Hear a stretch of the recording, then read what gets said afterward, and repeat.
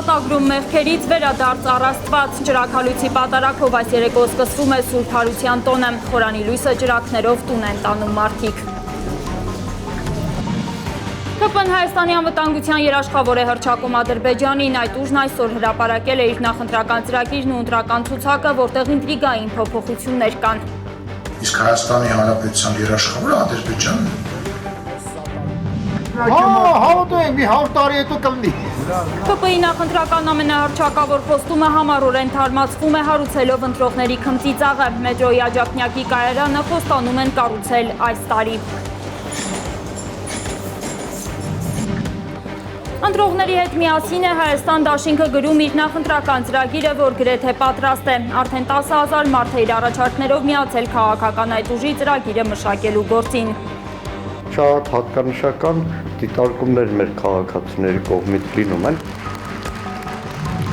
Եվ Հանրապետական կուսակցությունը իր ղեկավարի շուրթերով վերահաստատում է չի մասնակցելու հունիսի 7-ի ընտրություններին։ Մենք չենք մասնակցում այս ընտրություններին, որպեսզի ել ավելի չպարակտենք ընդդիմադիր դաշտը։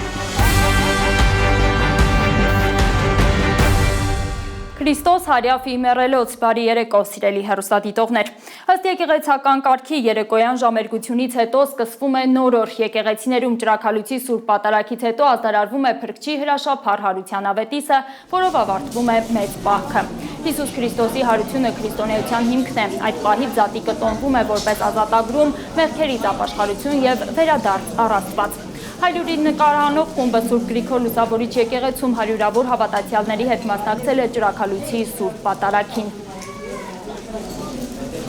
Մարդիկ ոչ միայն պետք է կան այդ մոմը վառելու ուղղակի, ոչ այդ կանթերից լույսը վառելու, այլ իրենք պետք է իրենց հոգում այդ լույսը տանեն տուն, ոչ թե մենակ խորհուրդը սրա մեջ չի։ Այդ լույսը պետք է Աստծոց իրանք վերցնեն ու իրենց հետ տուն տանեն։ Ներքաղաքական օրակարգին անցնենք, ԿՊԱ-ականները Հայաստանի անվտանգության երաշխավոր են հռչակել Ադրբեջանին այսօր իրենց նախընտրական ծրագիրը ներկայացնելիս։ Բանակը վաղուց անվտանգության երաշխավորի դերից զրկած Փաշինյանը անցած ամիս բողոքել էր հապկից, որ իբր 2020-ի մեր անվտանգության երաշխավորն էր, բայց մեզ առաջնորդել է սպանդանոց։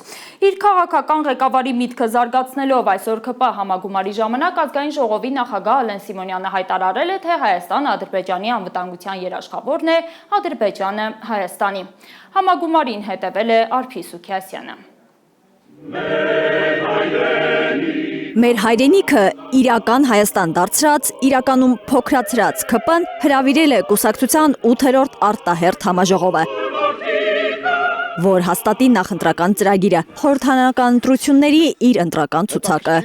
Մեր հետ խոսելիս եւ հրաժեշտ տալուց բոլորը մի բան են ասում. մեր Նիկոլին լավ կնայեք։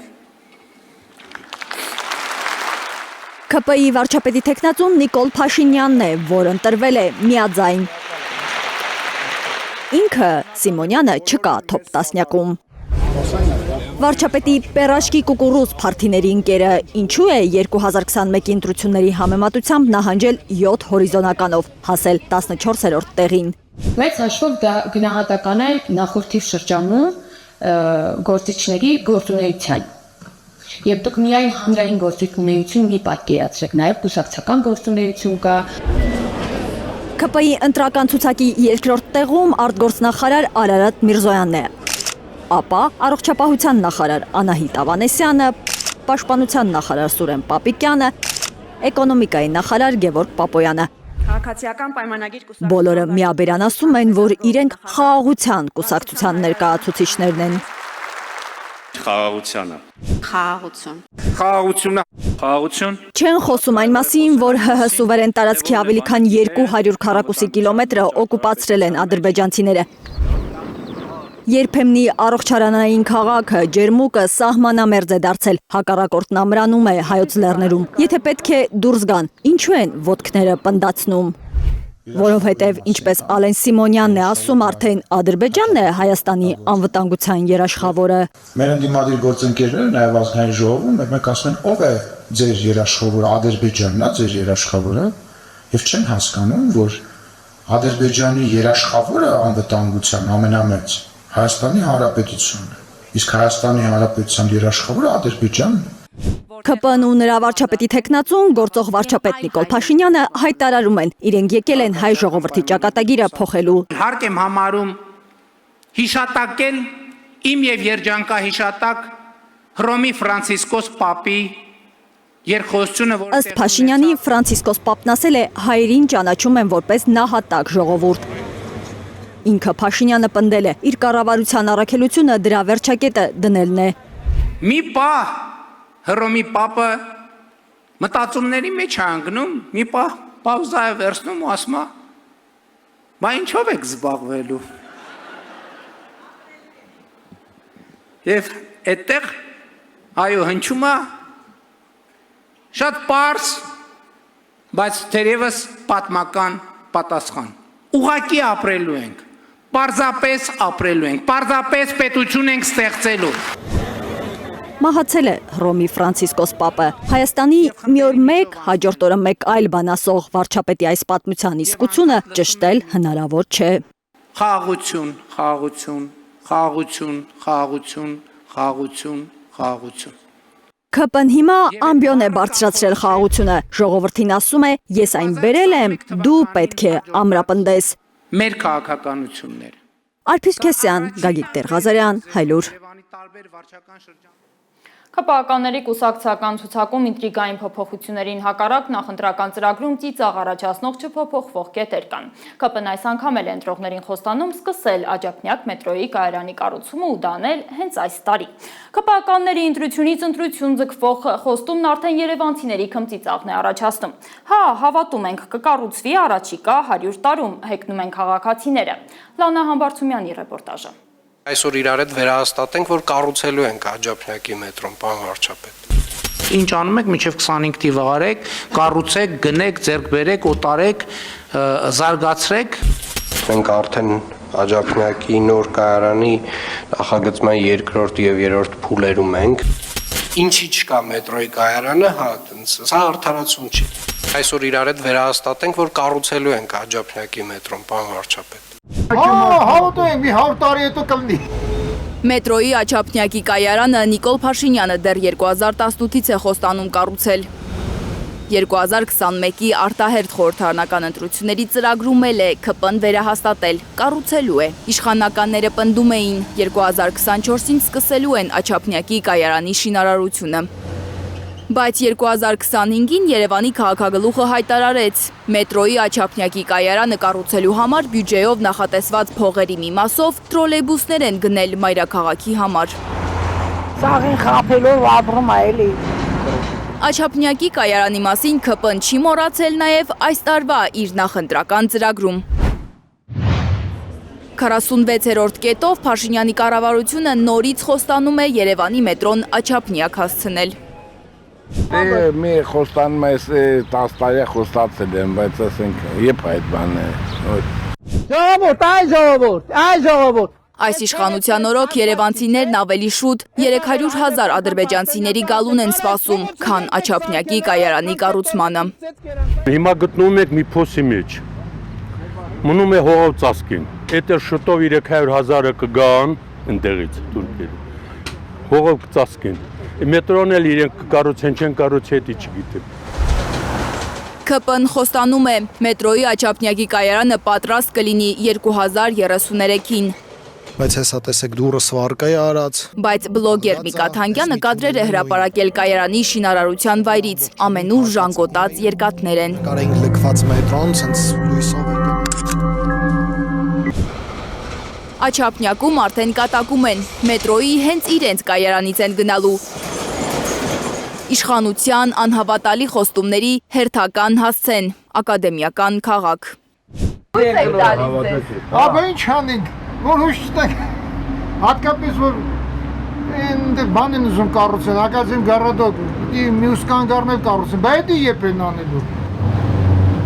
Вообще-то հավատում եմ ինչ է եղել։ Կառուցեն։ Որ ասում են կառուցեն ուրեմն, հույսով մնանք։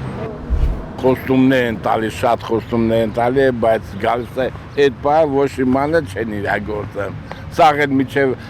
նստելը ամեն ինչ խոսել, հեն նստում են անտեր ատորին մորանում են ամեն ինչ։ Երկար սպասել չեն պատրաստվում մարդիկ, կեղծ խոստումներ շատ են լսել, Փաշինյանին խորհուրդ են տալիս հեռանալ։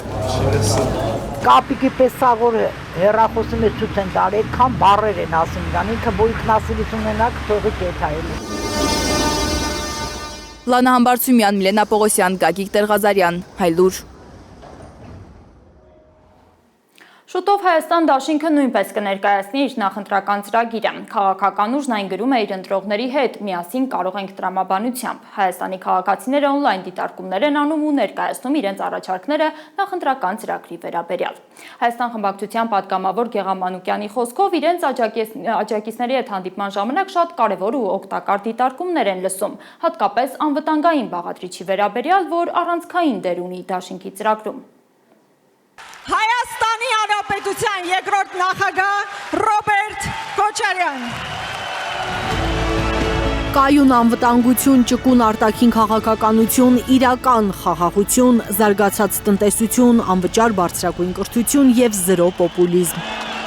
Հայաստան դաշինքը նախընտրական ծրագիրն է ամբողջացնում։ Հետադարձ կապը շատ կարևոր է։ Պարզ մարդկային շփումներից սկսած մինչև այն հանդիպումները, որ մարզերում ունենում ենք, իրենց արձագանքը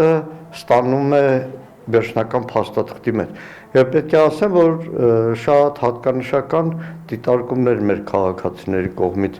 լինում են։ Բարի երեկո։ Ծրագրի ամեն կետ գրվել է հաշվի առնելով քաղաքացիների բարձրաձայնած հարցերը։ Ընտրողները դեռ կարող են իրենց առաջարկները ներկայացնել դաշինքի նախընտրական ծրագրում ներառելու համար, եթե այցելեն Հայաստան դաշինքի սոցիալական ցանցերի էջերում եւ դաշինք հայկայքում տեղադրված հղումով։ Գեղամ Մանուկյանի խոսքով այս օրերին քաղաքացիների ակտիվ մասնակցությունը ապացուցում է, որ միասին կարող ենք։ Վերջերս մի քաղաքացի բան ասեց, այդ արտիկի տուֆի հանքերը մոլախոտով ծածկված էին, մինչև Քոչարյանն եկավ իշխանության։ Բոլորը հիշում են այդ տարիների եւ կյանքը եւ աշխատանքը, աշխատատեղերը։ Գեղամ Մանուկյանը վստահ է երկրորդ նախագահի կառավարման 10 տարիները որպես արժանապատվության տարիներ հիշող քաղաքացիները նորից են ապրելու արժանապատիվ Հայաստանում։ Դրա համար ծրագրում առանձնահատուկ տեղ ունի անվտանգությունը, դրա բաղկացուցիչ մաս բանակը, որի մասին մեղմ ասած մոռացել է գործող իշխանությունը։ Այս իշխանության համար բանակ որպես այդպիսին խաղաղության, անվտանգության գրավական չկա, գոյություն չունի։ Որն է գրավականը։ Գրավականը ուրիշի առաջ վիզը ծռելն է։ Հայաստան դաշինքի համար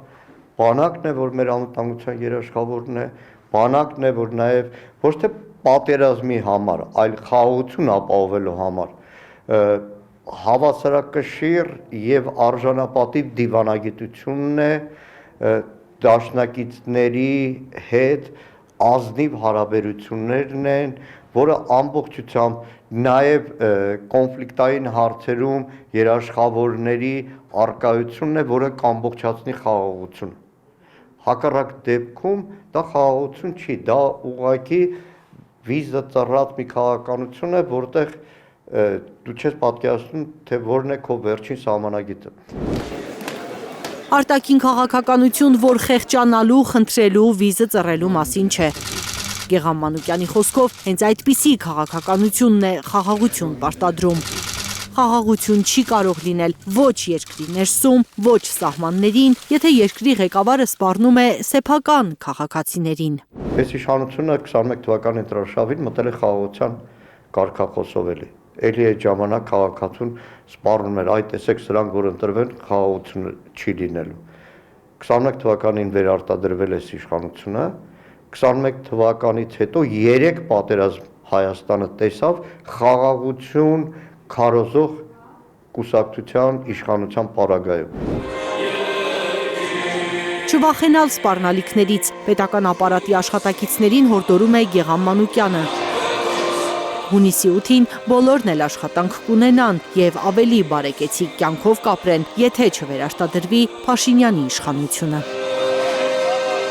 Անցյալ շաբաթ հրավիրանում ենք ուսուցչուհի էր, մանկավարժ էր, տարիքով կիներ, շատ հետաքրքիր դիտարկում արեց, ընդհանրապես պետական համակարգում, ստորին օղակներում աշխատող երիտասարդների, որ իրենք ապահովված պետք է զգան, որ այս իշխանության հեռացումից հետո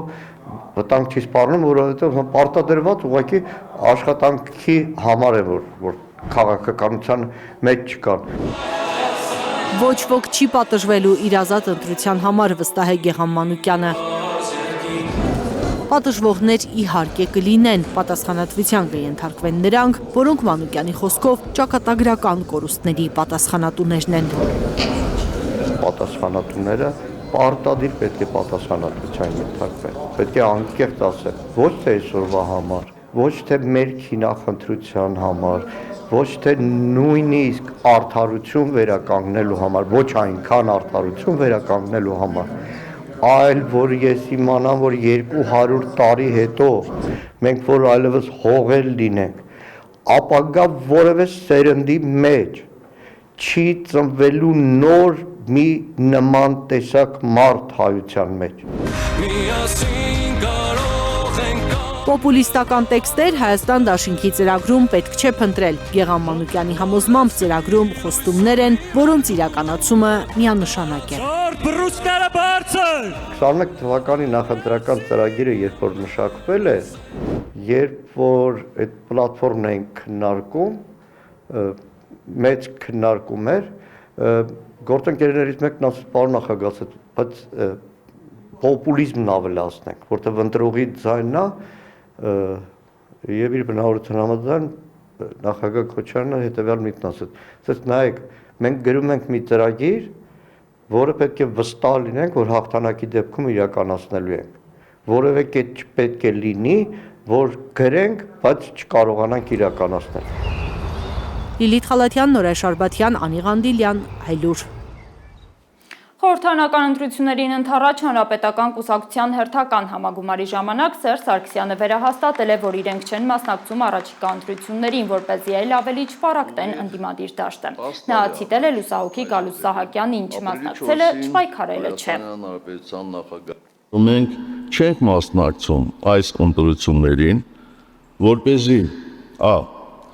այլ ավելի չպարակտենք ընդդիմադիր դաշտը։ Բ. Հնարավորություն տանք սեփական խոստումների կյանքի կոչելու բոլոր այն ուժերին, որոնց թվում է, թե իբր իրենց նշած, իրենց կողմից մեզ իրենց կարծիքով պիտակավորող նախկինները խանգարում են իշխանափոխություն անել։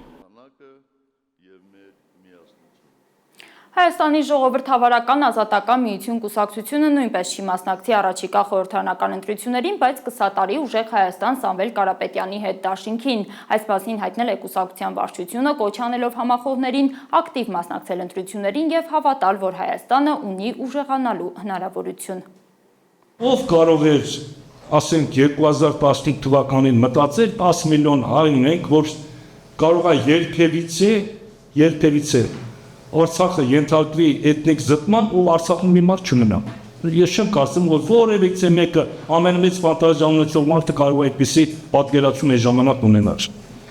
Իսկ ով ասում, որ այսօր իշխանությունները մնալով հաջորդ ընտրությունների այդ քարտեզը մի անգամ էլ փոքրացած չի լինելու, այս անգամ առանց Յունիքի։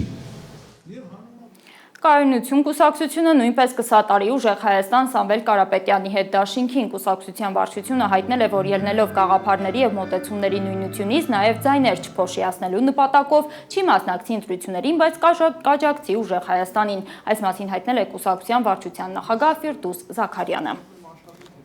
Ինքնուրույն գնալ համապետական ընտրությունների նշանակում է մտնել փակուղի, վատնել եղած ուժերը, ջուրը լցնելով իշխանության ջրաղացին։ Հաշվի առնելով այս հանգամանքները, Կայունություն կուսակցության ղեկավար մարմինը, վարչությունը օրերս առաջ քննարկելով կուսակցության դիրքորոշումը առաջիկա ընտրությունների առնչությամբ կայացրեց որոշում։ Ըստ այդմ որոշվեց ոչ թե ինքնուրույն գնալ ընտրությունների, այլ սատարել առավել մեծ քաղաքական լսարան ունեցող ուժին, ինչպիսին է ուժեղ Հայաստան կուսակցությունը։ Սիրելի հեռուստադիտողներ, այժմ կարճային մասին, թե ինչ ունենք թողարկման երկրորդ մասում։ Այսօր վաղ առավոտյան Քանաքեռ հեկի ջրամբարում խեղդված 25-ամյա երիտասարդները Իրանի քաղաքացիներ են, անզգուշաբար ջրամբարն ընկած փրկելու ընկերոջ փորձը ավարտվել է ողբերգությամբ։ Ինքը ոնց որ ընկերա ջուրը, մյուս իր ընկերն է, եկել որ իրան փրկի, ինքն էլ արդեն խորտակ բերա։ Եկեղեցում Փաշինյանի քաղաքական գործունեությանը իբրև թե խոչընդոտելու համար 18-ամյա Դավիթի կալանավորումը քաղաքական չի համարում Փաշինյանի թիմը, 18-ամյա դպրոցականին մեղադրում են ընդհուպ հիբրիդային պատերազմի մաս լինելու համար։ Այդ մարդկանց մեջ դրվում է այդ հիբրիդային պատերազմի, հիբրիդային հարձակումների մասը։ Եվ Փաշինյան-Պուտին ապրիլ 1-յան աննախադեպ բաց զրույցը խիստ հակասական տրամադրություններ է առաջացրել, ոմանք հավանել են Փաշինյանի դուխով կերպարը, ոմանք նորից բարկացել նրա Պուտինի դեմքին ժպտալու, մեջքի հետևում բամբասելու քաղաքականությունից։ Երկու երեսանի մարդ է, ստեղ ուրիշ բան է խոսում, այնտեղ ուրիշ բան է խոսում։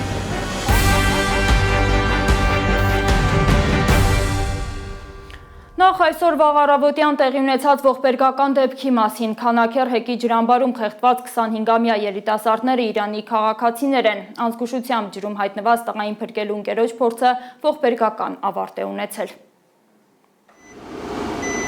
Ջրահեղձ եղած իրանցի երիտասարդների Համիդի ու Մեհդիի մարմինները ջրից դուրս բերելուց հետո ավելի քան 2 ժամ գետնին անձրևի տակ են մնացել։ Մեքենա չկա, ասել են ընկերներին։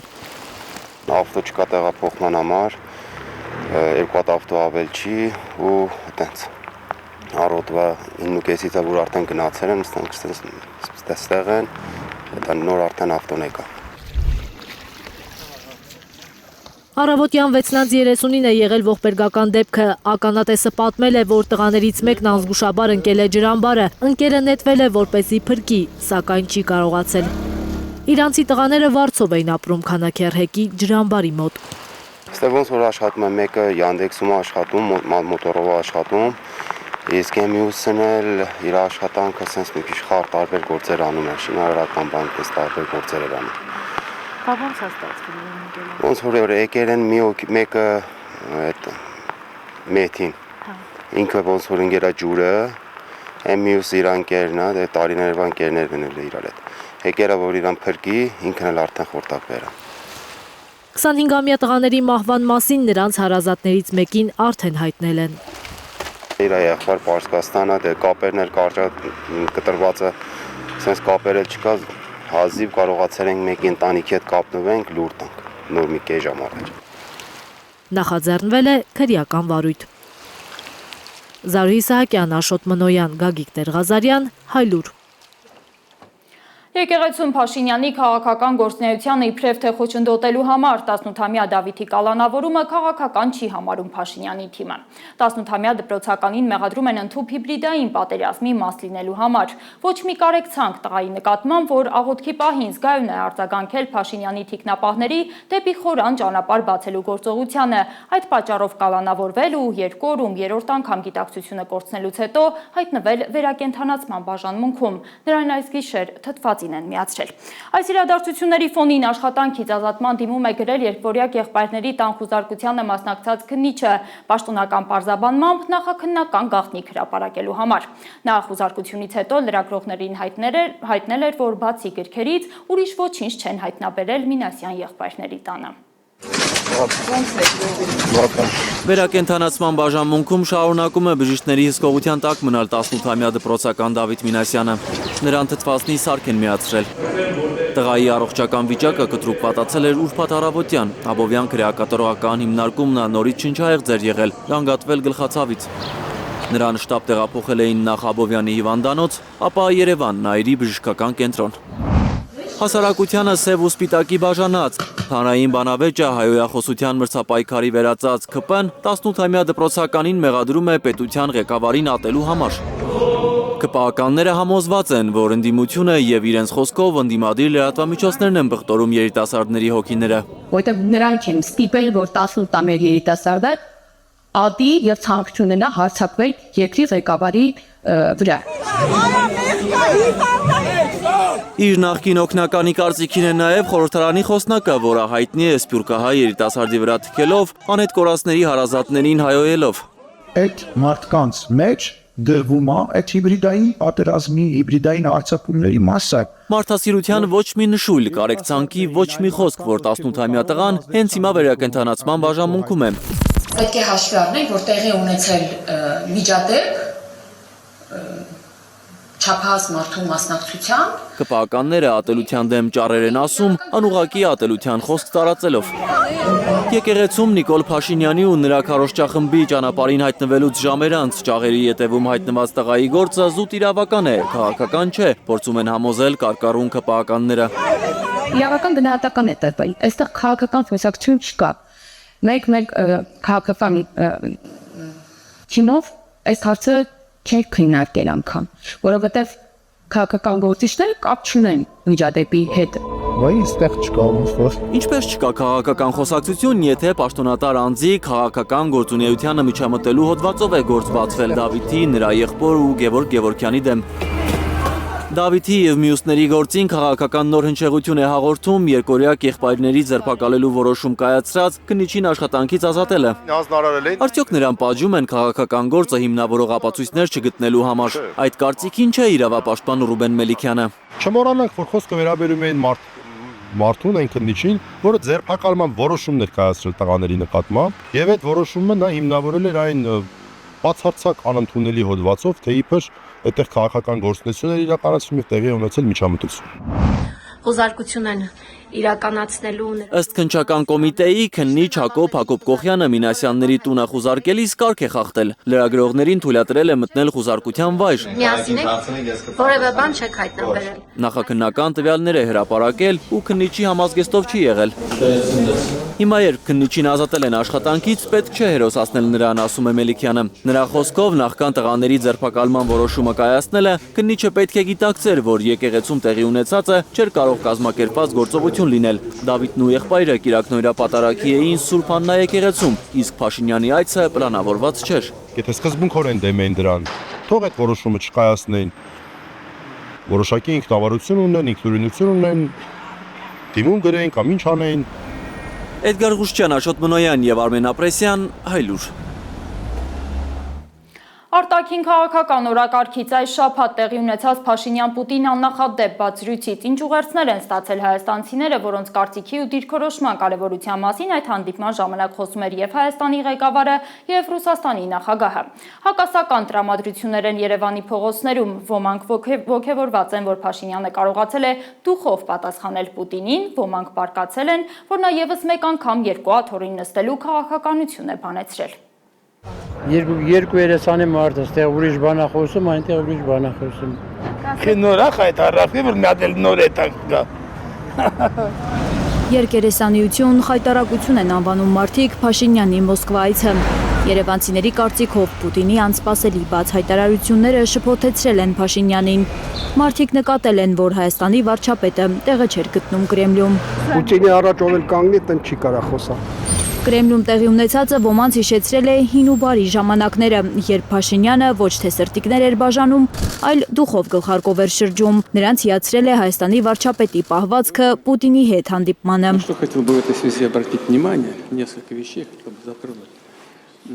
Ապին Փաշինյանը, այս դեպքում քանի տարի չենք տեսել Փաշինյանը այդպես դուխով։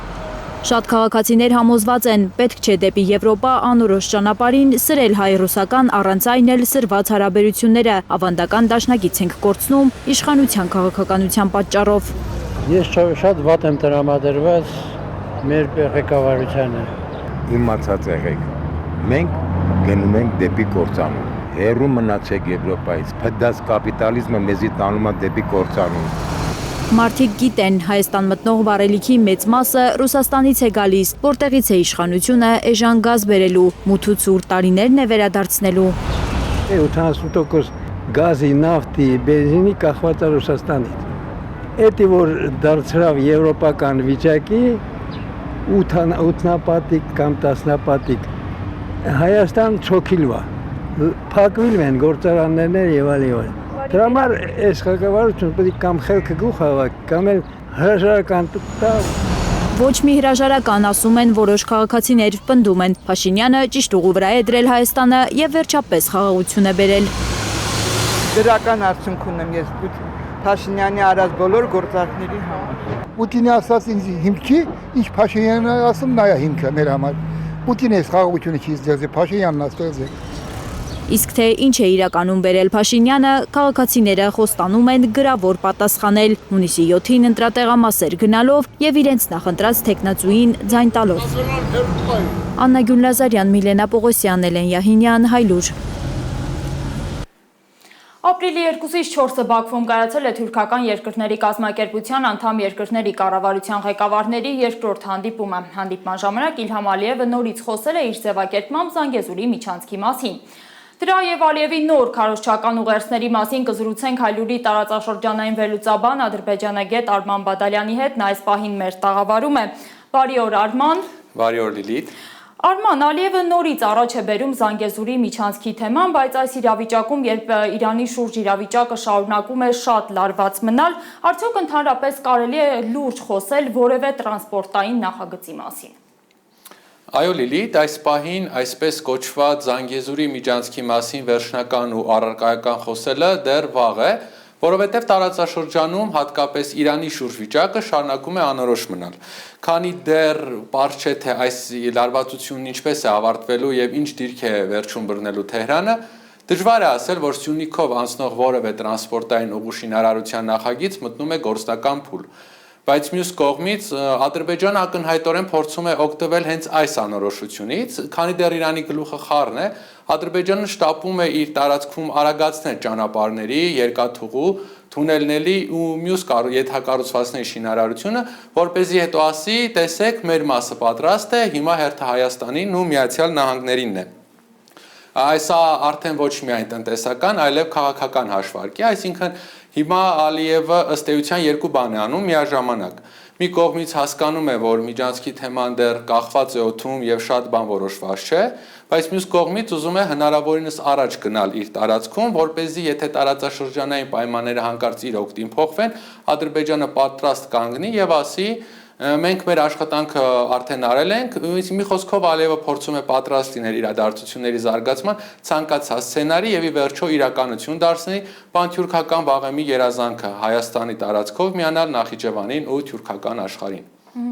Արման, այսպես կոչված Զանգեզուրի միջանցքի նախագիծը կարծես սնում է Ալիև-Էրդողան ամբիցիաները, թուրքական երկրների կազմակերպությունը մշակութային հարթակից կարծես վերածվում է տնտեսական ազդեցիկ բլոկի։ Այո Լիլիթ, Բաքվի հավաքի ժամանակ Ալիևի ուղերձը շատ պարզ էր, թուրքական աշխարհը ըստ նրա պետք է միավորվի ոչ միայն կարգախոսով, այլ նաև ճանապարհներով, բեռնափոխադրումներով, էներգետիկ եւ ՏՏ ոլորտում համագործակցությամբ։ Եվ այս ամբողջ համակարգի կենտրոնում Ալիևը բնական է պատկերացնում է հենց Ադրբեջանին։ Բաքուն այդ կազմակերպության ներսում ուզում է դիրքավորվել որպես գլխավոր կապող օղակ։ Ալիևը թուրքական երկրների կազմակերպության անդամ երկրների կառավարության ղեկավարների հետ հանդիպման ժամանակ փորձեց ցույց տալ, որ թուրքական ինտեգրացիայի առանցքը տրանսպորտն է, լոգիստիկան, նոր երկաթուղիները եւ այդ ամբողջ պատկերի մեջ Ադրբեջանը պիտի լինի հենց հիմնական հանգույցը։ Այդ տրամաբանությամբ էլ նա նորից ընդգծել է, որ Զանգեզուրի միջանցքի ավտոճանապարհի հատվածը մոտ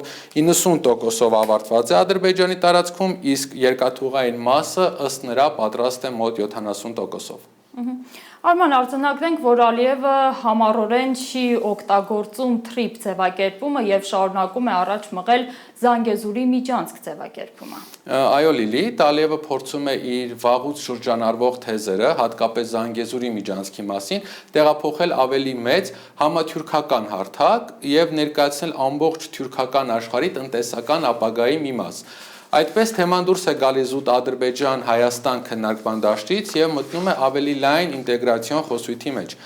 Ալիևը այս անգամ Զանգեզուրի միջանցք պրոյեկտը փաթեթավորեց, որպես թյուրքական աշխարհի համար կենսական նշանակության նախաձեռնություն եւ Հայաստանն էլ հասկացրեց, որ նախագծի մեջ ներգրավում է թյուրքական բոլոր պետություններին։ Այլ կերպ ասած, Ալիևը փորձում է ցույց տալ, թե այս նախագծի շուրջ կա ավելի լայն թյուրքական շահ եւ ավելի քաղաքական աջակցություն, այսինքն հաշվարկը շատ պարզ է, որքան ավելի շատ Զանգեզուրի միջանցք բառակապակցությունը կապվի թյուրքական ինտեգրման, տնտեսական համագործակցության եւ նոր լոգիստիկ քարտեզի հետ, այնքան Բաքվի համար ավելի հեշտ կլինի այն ներկայացնել որպես բնական ու անխուսափելի գործընթաց։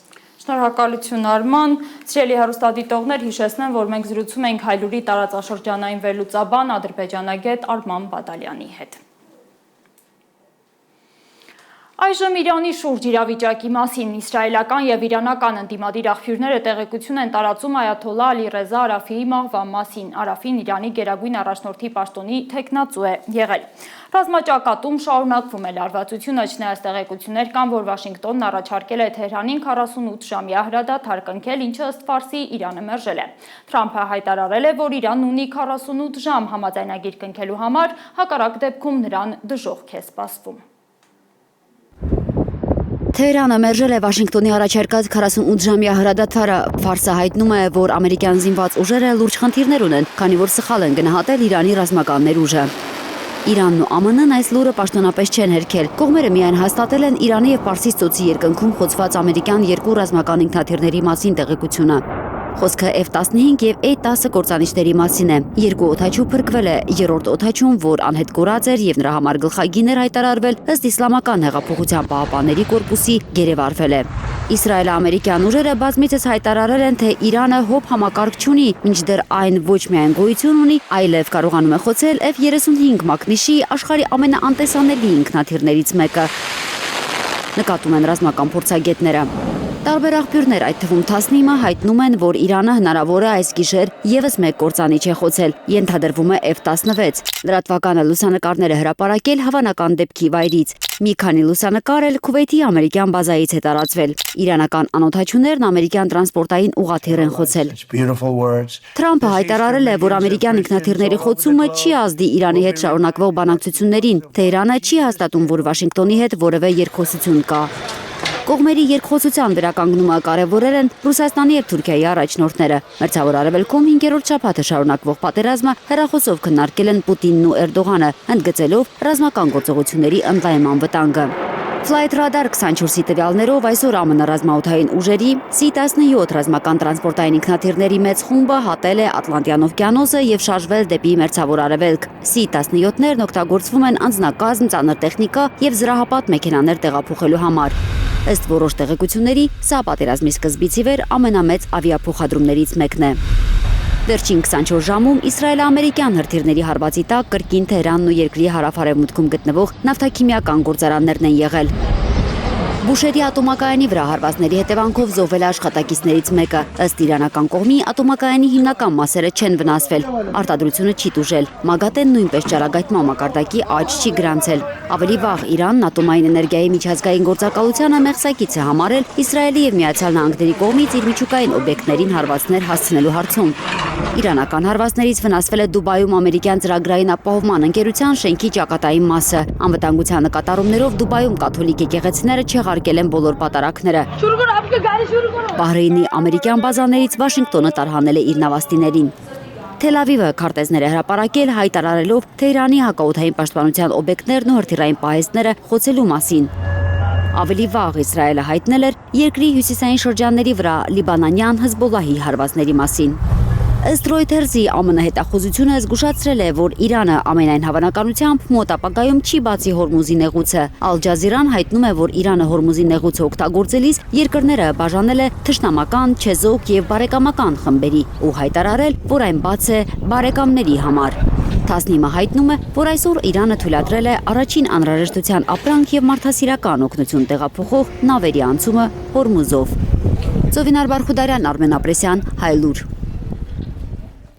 Ուկրաինայի ռազմաօդային ուժերը գիշերը հարձակվել են Տագանրոգի, Ռոստովի եւ Տոլյատիի վրա։ Ռոստովի մարզի վրա ավիահարվածի հետևանքով 1 մարդ զոհվել է, 4-ը, այդ թվում 1 օտարերկրացի վիրավորվել։ Տագանրոգի ծոցում ԱԹՍ-ների բեկորներից վնասվել է օտարերկրյա դրոշով նավարկող բեռնատար նավ։ Տագանրոգի վրա հրթիռային հարվածը վնասել է առևտրային ենթակառուցվածքներ, բնակիչները տարհանվել են։ Տոլյատիում վիրավորվել է արդյունաբերական ձեռնարկություններից մեկի աշխատակիցը։ Սամարայի մարզպետի խոսքով անօդաչուի հարվածից նաև բնակելի շենքի տանիք է վնասվել։ Ռուսական ԱԹՍ-ի հարվածի հետևանքով Սումիի կենտրոնում 16 հարկանի շենքում հրդեհ է բռնկվել, նախնական տվյալներով 11 տուժած կա։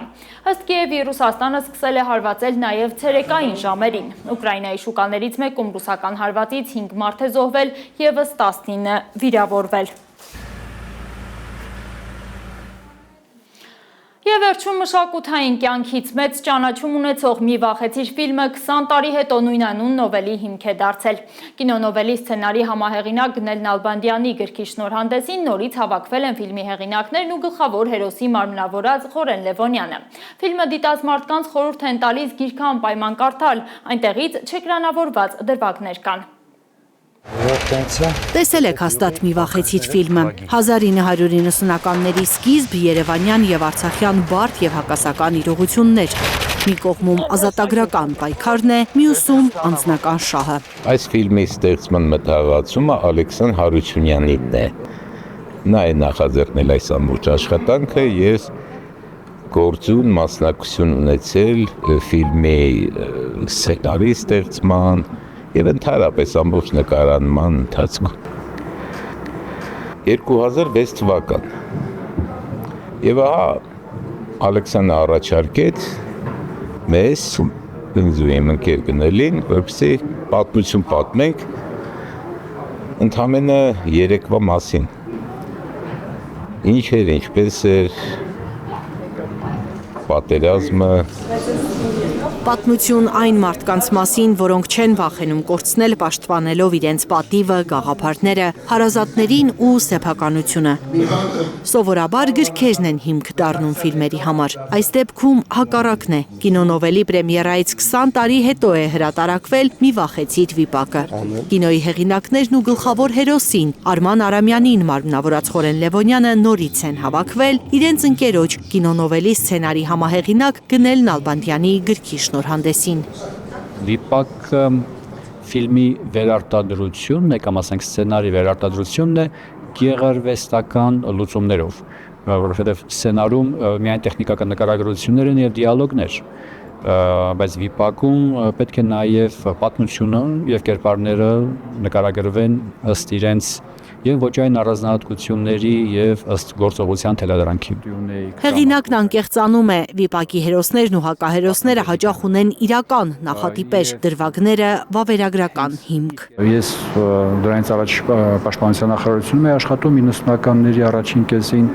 Արամ Շաբազյանը նույնպես մարտի դաշտում է եղել, այնպես որ մեզ համար անհասկանալի չէին պատերազմական իրողությունները եւ յուրաքանչյուրը պատմում էր իր կյանքից ինչ-որ մի դրվագ եւ մենք դա որոշում ենք ներառել սցենարում, որը հետագայում փոխանցվեց վիպակի մեջ։ Հեղինակները հորդորում են չկարծել, թե գիրքը հետաքրքիր չի լինի ֆիլմը տեսած մարդկանց։ Գրքում ներկայացված որոշ դրվագներ ֆիլմում չկան։ Բացի դա, ընթերցանությունը թույլ է տալիս ամեն մեկին իր երևակայական կինոն ստեղծել։ Ընթերցանության ժամանակ ինքդ ես ստեղծում քո ներքին կինոն, ինքդ ես տեսնում եւ ավելի գուցե սա էլ իր կարևոր տեղն ունի։ Շատ կուզենայի, որ շատերը ընթերցեին, մանավանդ շատ կուզենայի երիտասարդները ընթերցեին եւ քաղեին այն, ինչ մնայուն է, ինչ էական է, ինչն այսօր էլ առկա է մեր կյանքում։ Լիլիթ Խալաթյան, Հայկ Ավանեսյան, Նորայր Շարբաթյան, Հայլուր։ Սիրելի հեռուստադիտողներ, այսքան ապրիլի 4-ի լրահոսից շնորհակալություն ուշադրության համար, բարի գիշեր եմ մաղթում բոլորիդ։